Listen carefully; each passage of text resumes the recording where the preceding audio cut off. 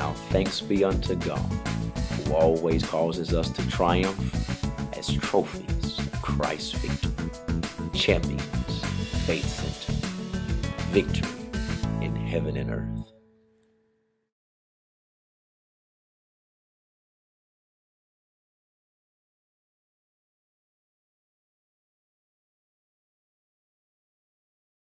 If I say to you, I'm going to go to the store and get a glass and and buy a jug of milk and be back by 10 o'clock, and I leave at 9 and I get back home at 10 o'clock, although that task was not substantial, I was successful because I accomplished what I predetermined to do.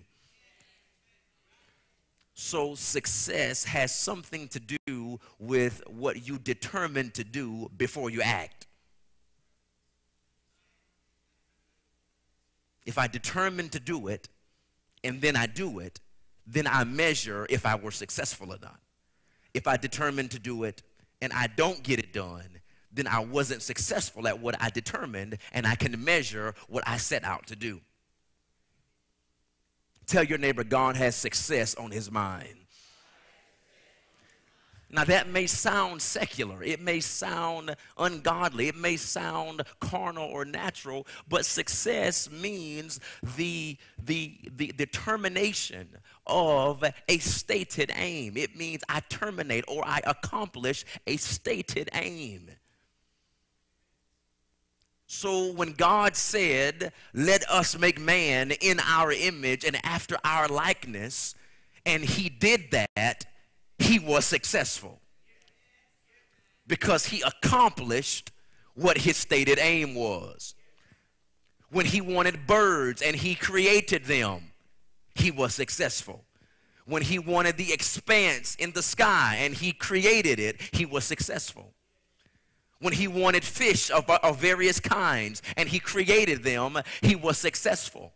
So truthfully, if we examine Genesis 1 correctly, at the end of every day, God celebrated his success. I'm making a point to you this evening that success is on the mind of God.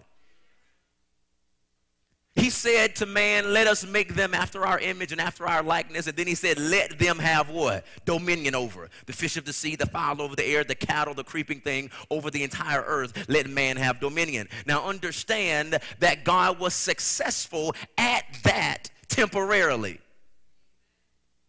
Because although he gave dominion to man, man forfeited the dominion that God gave him. So for a short window of time, man worked in cooperation with God's stated aim. So God's stated aim was for man to be fruitful, to multiply, to replenish the earth, to subdue it, and to have dominion. That was the stated aim. Sin came in, interrupted God's plan of success for mankind.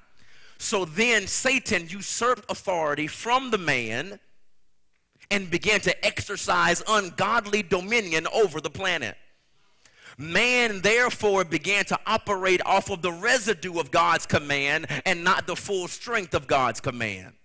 Say it another way, man was drinking the condensation off of the glass, not the water in the glass.